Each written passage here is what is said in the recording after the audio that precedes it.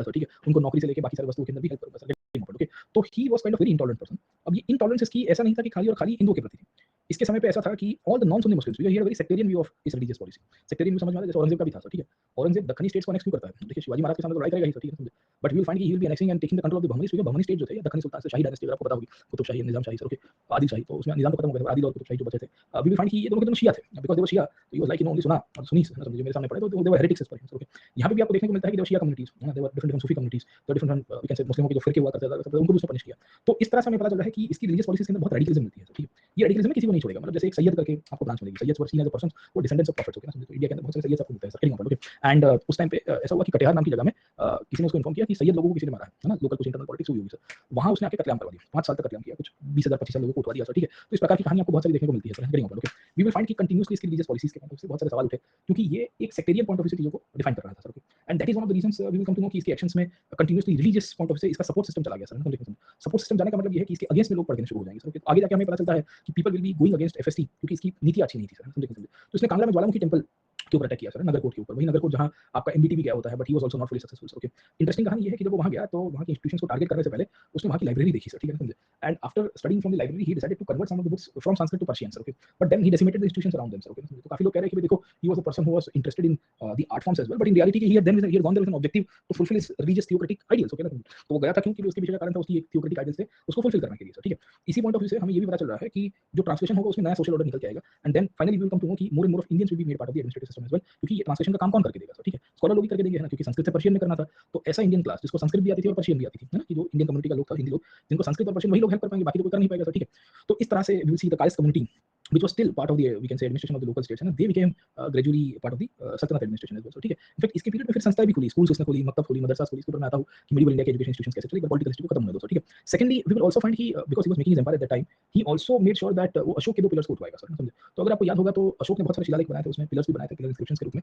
तो in one of the pillars या 2 of the pillars were built at Topra, है ना? And one also in Meerut sir, okay? तो टोपरा इस नॉर्दर्न बॉटम वाला के पास है और दूसरा मेरठ के पास है, दिल्ली के पास है। तो वहाँ पे we will come to know कि इसने जो अशोक के 2 पिलर्स थे वो मंगवाए, दिल्ली के अंदर उठवा दिए, और उठवाने के बाद उसने एक तो मॉस्क के पास लगाया, उसने दिल्ली में एक मॉस्क बनाई थी, वहाँ पे क्रिएट करा था। और दूसरी कहानी हमको ये पता चलती है कि फिरोज जो है वो वजीराबाद में उसको लगाएगा, वजीराबाद उसकी हंटिंग लॉज हुआ करती थी। सो इस तरह से उसकी इंटरेस्ट थोड़ी बहुत कल्चर के अंदर से आपको मिलेगी, बट मोस्ट प्रोबब्ली वो भी अपना दबदबा बनाने के लिए आपको मिलता है सर, ओके? तो काफी लोग ये कह रहे हैं कि भाई देखो ये एक तरह से कल्चरल इंटरेस्ट था, कल्चरल इंटरेस्ट की जगह इसकी पॉलिटिकल इंपॉर्टेंस थी सर, समझे? So if you would have destroyed the pillars people would have not known, okay?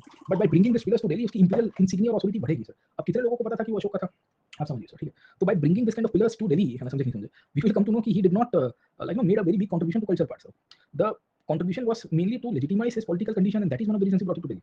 We will see कि when he visited Kangra, and scholars do publicize him that कि देखो he was interested in translation works, but then you need to see what work he had done in Kangra, where he destroyed the Jwalamukhi and the temple premises around it. That shows his religious political affiliation simultaneously to fulfill the wishes of the alims and the orthodox elements who had appointed him in the power. ठीक है ना? समझे? तो काफी लोग कह रहे हैं कि भाई देखो ये ऐसे इन्फिडल्स की वस्तुओं को टारगेट नहीं करना चाहता था, वरना वो पिलर को तोड़ देता। और पिलर को जिसने जिंदा रखा उसके पीछे का कारण था कि उसकी लेजिटिमेसी बढ़ती थी उससे, है ना? एक सिंबल ऑफ पावर के रूप में थे, लोग आते थे, देखते थे कि ये कुछ है सर, है ना? समझे? तो we will see that Ashoka was not known to them sir, है ना? बट हमें ये पता चलता है कि they were put in a position of prominence, okay ना? समझे? तो ये जो पोजीशन के ऊपर उसने बनाए थे सर, है ना? ओके? वी विल सी कि लोगों को लग रहा था या उसको फिरोज को भी लग रहा था कि इससे मेरी इंपॉर्टेंस बढ़ रही है सर, ठीक है ना? समझे? Okay? That is one of the reasons he refrain from destroying it, okay? Kangra के अंदर उसने ट्रांसलेशन या इसका ट्रांसलेशन करवाया सांस्कृतिक टेक्स्ट का पर्शियन किताबों के अंदर, अरबिक के अंदर, बट हमें ये देखना है कि कांगड़ा के इंस्टीट्यूशंस के साथ क्या हुआ sir, okay? In fact original text that was taken from Kangra उसमें बहुत सारी सर्वाइव नहीं कर पाती है सर, ठीक है ना? समझे? वी विल फाइंड कि the way he conducted himself with all the religious communities, with the Muslim and the even the Hindu community as well sir, ठीक है? Okay? We will come to know कि he was not liked by them sir, है ना? समझे? आप देखिए कि मुसलमानों में बहुत सारी छोटी-छोटी कम्युनिटीज थी ना, मुल्हिद करके हुआ करते थे, अबतियान हुआ करते थे सर, है ना? मेहदीज़ आपको देखने को मिलेंगे सर, ठीक है? मेहदवीज़ के रूप में। इन सबको भी उसने पनिश किया है सर, है ना? ओके? और उसका ये बड़ा क्लियर कट मानना था कि सूफियों से लेके जितने भी लोग हैं, ये सब हेरेटिक्स है। हेरेटिक्स का मतलब ये है कि एक तरह से इनकी जो नीतियाँ है, वो मेरे साथ मैच नहीं हो रही है सर, ठीक है? क्यों? क्योंकि जिसके द्वारा इनकी अपॉइंटमेंट की गई थी, वो सबके सबका एक सेक्टेरियन पॉइंट ऑफ व्यू था सर, ओके? और ये sectarian point of view ultimately Delhi के सुल्तान को बहुत भारी पड़ गया, क्योंकि we will come to know कि इनके मदद से ही ये सत्ता के ऊपर आया। और आप बेसिकली इनके सामने मेजॉरिटी को आप नाराज कर रहे हो, आपके स्टेट का सब्जेक्ट है वो लोग, आपको रेवेन्यू दे रहे हैं, आपको एडमिनिस्ट्रेशन में हेल्प कर रहे हैं, तो फिर लॉन्ग टर्म में आपके लिए तो नुकसान ही होगा ना सर, ठीक है? समझे? तो उसको ये लग रहा था कि भाई the brahmanical class is one such class जिसने आइडोलेट्री को प्रोफेस किया है, and it is against the kind of the ideals of Islam, जो उसमें भी उसके जो सेक्टेरियन एलिमेंट्स थे वो ज्यादा ही डोमिनेट कर रहे थे। तो इन सब के अंदर हमें पता चल रहा है कि by proclaiming himself as the champion of Islam and establishing theocratic state, है ना? समझे? Which was the objective of him, and in fact it was the objective of every Delhi sultan. Will come to know कि he become very radical in his approaches, okay? और ये radical क्यों था? क्योंकि उसकी किंगशिप का पार्ट था। आप समझिए ये घुमा फिरा कर किंगशिप के साथ ही आएगा, क्योंकि उसको पता है कि जिन-जिन लोगों ने उसको अपॉइंट किया है, उनको कभी नाराज नहीं कर सकता। जिस दिन उनको नाराज करेगा गाड़ी पलट जाएगी। तो उनके हिसाब से उसको कार्य करने पड़ते थे सर, ठीक है? ये कार्यों के अंतर्गत हमें ये भी पता चलेगा कि इसने वी विल सी की डोमेस्टिक पॉलिसी के पॉइंट ऑफ व्यू से टैक्सेस के रिफॉर्म भी करने शुरू कर दिए सर, समझे? क्यों? क्योंकि उसको लग रहा था कि इन लोगों को खुश करना है, इनको लैंड देनी है, इनको नौकरी में देना है, इनको एडमिनिस्ट्रेशन में साथ में लेना है। इनफैक्ट इन सब के चक्कर में he was so much heavily influenced by the religious thought कि कुछ-कुछ टैक्सेस लागू किए जाते हैं in the trade and commerce, उसने वो भी खत्म कर दिए। इकरा सिस्टम को उसने रिवाइव किया पूरी तरह से और उसको हेरिडिटरी बना दिया कि भाई ये व्यक्ति ने देखो जैसे आर्मी वाला है सर, ठीक ना समझे। अब एफएसटी की अपॉइंटमेंट विल सी अपने अमित ने की थी सर, ओके। तो अमित को कहा जाता है कि देखो भाई अमित तुम्हारी मदद से ही मैं राजा बना हूं सर, ठीक है। तो तुमको इकता देता हूं और ये इकता ऐसा देता है कि जो परमानेंट है सर, ठीक है। तो तुम नहीं, तुम्हारी आगे की 10 15 50 जनरेशन तुमको इकतेदार के रूप में रहेगी और तुम आर्मी में सेनापति से तुम्हारी आगे की जनरेशन भी सेनापति के रूप में ही चालू रखेगी सर, ठीक है। अरे भाई ये कैसे हो सकता है सर, समझे कि एक बंदे के हाथ में चलो थोड़ी बहुत ट्रेनिंग है, स्किल्स है, वो सबके पास थोड़ी आएगी सर। तो all places were made hereditary sir, समझे। देखिए character of nobility change by this time. आपको यूपीएससी ने बड़ा इंटरेस्टिंग सवाल पूछा है ना सर, ठीक है, कि critically evaluate the Muslim nobility during the Delhi सल्तनत सर। ओवरऑल नोबिलिटी की कहानी आपको यहां से मिलती है। Heterogeneous nobility we will see जिस तरह से क्रिएट की गई थी by the time of the Tughlaqs, not MBT sir ना, it started from GBT onwards only sir, okay. And we will see GBT में खिलजी से ये कांड होने शुरू हो गए थे इनके साथ और फिर धीरे करके इनकी संख्या बढ़ती है सर, ओके। तो होता क्या है कि जितनी हेटेरोजेनिटी डालोगे उतनी ही वी विल सी के सब कैसे होंगे और यही लोग वी विल सी की ग्रेजुएट सेंस के अंदर हमें पता चलता है कि भारी पड़ती है, क्योंकि इनको जिस तरह से फ्रीडम मिली नोबिलिटी को सर, इतना हेरिडिटरी बना दिया गया, इनकी जॉब्स को रिजर्व कर दिया गया सर, ओके। इरिस्पेक्टिव आपके पास वो स्किल है, मेरिट है, कंपिटेंसी है, आप वो है ना कि टैलेंट हो नहीं, देखो फर्क नहीं पड़ता सर, नहीं तुम परमानेंट हो सर, तुम्हारी आगे की 10 जनरेशन भी परमानेंट है सर, ठीक है। तो आप समझिए कि होगा क्या सर, इससे तो रेवेन्यू को नुकसान होगा कि फायदा होगा, इसमें एडमिनिस्ट्रेशन को नुकसान होगा कि फायदा होगा सर, ओके। तो स्थिति ऐसी क्रिएट हुई कि ये भाई साहब ने कांड कर दिए। ये कांड के चक्कर में तो टैक्सेस उसने हटवा दिए लोगों को खुश करने के लिए, क्योंकि जिन जिन इक्तेदार थे, इक्तेदारों ने कहा कि राजा इतना तभी लेंगे जब रेवेन्यू सिस्टम बदले सर, ठीक है। राजा ने कहा कोई बात नहीं sir, agree okay. We will see that over period of time हमें पता चलता है कि इस पॉइंट ऑफ व्यू से दूसरी पॉइंट ये भी थी कि राजा ने किसानों को जो वेलफेयर दिया जाता था वो बंद करवा दिया। बोले किसान को क्यों बंद करवा दिया, बोले देखो ये किसानों की क्या जरूरत है, मेरा अधिकारी है वो इसके लिए काम करेगा ना सर, ठीक है। So he increase the salary to the revenue official, but he also made sure that he cancelled the loan that was given to the we will see peasants, okay. Plan ये था कि जो अधिकारी को salary बढ़ा के देंगे वो अधिकारी वेलफेयर के लिए काम करेगा किसान का। ये होता है कभी सर, ठीक। कलेक्टर की सैलरी 10 लाख रुपए दे दो, या मैं तो कह रहा हूं कि कलेक्टर की सैलरी 10 करोड़ रुपए कर दो और कहा जाएगा कि तुम्हारा खर्चा निकाल के तुम्हें ये सैलरी से बाकी सारे वेलफेयर का काम करना है, तुम करोगे, ठीक है। ना भी दिव्यराज है ना, चलो सरकार नई पॉलिसी लेके आती है सर, ठीक है ना समझे। तो आप क्या करोगे पहले दिन, बोले इनोवा गाड़ी मजा नहीं आती, बोले गाड़ी को अपडेट करो काम करने के लिए सर, ठीक है समझे। इनोवा तो बहुत खटारा हो गया है सर ना, 7 लाख किलोमीटर चल गया है, सरकार में ये बहुत होता है सर, ओके। गाड़ी की मेंटेनेंस कॉस्ट ज्यादा आती है compare to purchasing a new car. तो एक बार हमारे डिपार्टमेंट में ऐसा हुआ, वी हैड कॉलिस कॉलिस और बोलेरो। कॉलिस पे कितनी पुरानी गाड़ी, आप समझिए कॉलिस मतलब आप समझिए पूरी डिस्कार्ड हो चुकी गाड़ी। तो वो कुछ 5 लाख किलोमीटर, टोयोटा के इंजन बढ़िया थे बाय द वे सर, ठीक है। पर तेल का कुआं थी, मतलब है ना, पता नहीं क्या कह सकते हैं, मछली की तरह पीती थी सर, है ना समझे। पेट्रोल पीती थी सर, मछली से पानी पीती है ना वैसा। तो 4-5 की एवरेज होगी उसकी सर, है ना समझे। तो और उसका मेंटेनेंस भी ठीक-ठाक आना शुरू हो गया। 4 लाख किलोमीटर 5 लाख में एक बार उसका इंजन बनवाया था।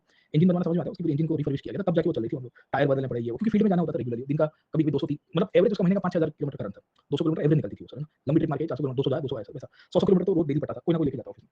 तो एक बार मेरे को किसी ने कहा, बोले काम कर तुम लिख, है ना, एडमिन डिपार्टमेंट में। मतलब क्या लिखूँ, बोले नई गाड़ी दे, हम लोग पकड़ा गए। फिर मैंने अपने बॉस को जाके कहा, बोला सर वो स्टाफ की गाड़ी है, उसमें बड़ी प्रॉब्लम आती है, तो अपन अपग्रेड करने के लिए कुछ लिखो। बोले भाई तुम है ना रहने दो, तुम नए-नए आए हो समझे। तो मैंने बोला क्यों? तो बोले यहाँ स्टाफ की गाड़ी कभी अपग्रेड नहीं होगी सर, है ना, पर ये कॉलेज में इतना खर्चा करे उतने में 2 नई स्कॉर्पियो हो जाएगा सर।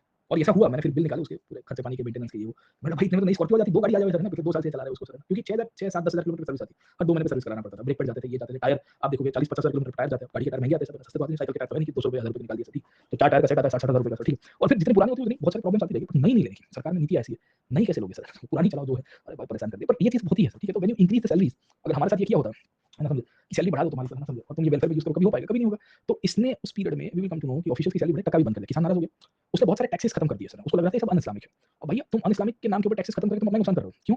क्योंकि अल्टीमेटली वो तो तुम्हारी स्टेट के रेवेन्यू को नुकसान है ना सर, दैट विल बी, उसको लग रहा है खुश करने के लिए उलेमास को सर, आलिमों को, थियोलॉजी क्लास को। तो भाई किसान नाराज़ तुमसे, getting off. We will come to know कि जितने भी टोल्स, कस्टम ड्यूटीज़ लागू होती थी व्यापार के ऊपर, उसने वो सब बंद करवा दिया सर, ओके। बोले मैं नहीं करूँगा सर, गेटिंग ऑफ, ओके। ऊपर से जजिया लागू कर दिया। अब जजिया लागू तो था, पर उसको स्ट्रिक्टली इंप्लीमेंट किया मूलतः से, कि जो मतलब काइंड ऑफ समझ गए ना, ये सरकार में कैसा होता है, कुछ-कुछ चीज़ें ऑन पेपर होती है पर प्रैक्टिकल नहीं आती। फिर एक दिन सरकार नींद से उठती है, बोले नहीं लागू करो उसको सर, हेलमेट का नियम सर, ओके। समझे नहीं, सीट बेल्ट का नियम सर, ओके। तो अचानक ही सरकार नींद से उठती है, बोले हेलमेट क्यों नहीं पहनो, पकड़ो सबको, ड्राइव चलाओ सर, नंबर प्लेट का नियम, HSRP, high security number plate के, यू नो दैट एचएसआरपी। तो इसे अचानक ही सरकार नींद से उठेगी, बोला अब जितने लोगों के पास एचएसआरपी नहीं है, हाई सिक्योरिटी रजिस्ट्रेशन प्लेट, सबका चालान कर दो सर। फिर सटासटी न्यूज़पेपर में आएगा। 1 हफ्ते की ड्राइव चली सरकार ने, होम डिपार्टमेंट ने, पुलिस डिपार्टमेंट ने 300 करोड़ का फाइन कलेक्ट किया, वाह वाह वाह सर, ठीक है। तो ये भी नींद से उड़ गया था कुछ-कुछ कानून को लेके, ये बंद कर दो, ये कर दो, वो कर दो सर। ऑब्जेक्टिव क्या था? खुश करने के लिए। विजन नहीं था कि भाई आगे जाके काम करना है सर, ठीक है। स्टेट को चलाना है, रेवेन्यू आएगी तब जाके चीज़ें चलेगी, है ना। लोगों को साथ में लेके चलना है सर, ठीक। कुछ भी नहीं है, एक ही व्यू है ना। बेसिकली वो व्यू क्या था, खलीफा से मान्यता ले लो, नसीर अमीरुल मोमिन सर, है ना समझे, कि I am the right hand, है ना, यामीनुल खलीफा, समझे कि खलीफा का राइट हैंड सबऑर्डिनेट हूँ, उनके नाम का खुतबा निकाल दिया सर, और इन सब लोगों को साथ में लेके चलना। ये सब पॉलिसीज़ तुम्हें लग रहा है कि लॉन्ग टर्म तक फायदे में रहेगी, समझे। सो वी विल सी कि bye including certain classes, non Turkish classes but kind of very backward thought इसके लिए, क्योंकि उनके पास विजन नहीं था ना वो सर, ठीक है। तो कहानी हमें ये देखने को मिल रहा है कि over a period of time Firoz Shah Tughlaq की पॉलिसीज़ बड़ी बैकफायर हुई, और बैकफायर पॉलिसीज़ के रूप में हमें ये पता चलता है कि उसने नोबल्स को फिर से सत्ता में ला दिया। लाया उसमें दिक्कत नहीं है, पर सबको हेरिडिटरी बना दिया इर्रिस्पेक्टिव ऑफ कॉम्पिटेंस। सब आर्मी में भी उसने हेरिडिटरी बना दिया, मतलब आप सोचिए, चलो रेवेन्यू तो समझ में भी आता है, तो पैसा कलेक्ट करके दो पैसा देगा भी तुम्हें सर, ठीक है। तो वी विल सी कि टैक्सेस उसने अबॉलिश कर दिए, इक्का सिस्टम को भी रिवाइव करके हेरिडिटरी बना दिया, और उसको भी वी विल सी कि हेरिडिटरी आर्मी में भी है ना, बेटा सेनापति उसका छोकरा सेनापति उसका छोकरा सेनापति, भाई तुम कर क्या रहे हो सर, ठीक है, समझे। तो नुकसान ही होगा आपको सर, समझे। टक्का भी लोन खत्म कर दी।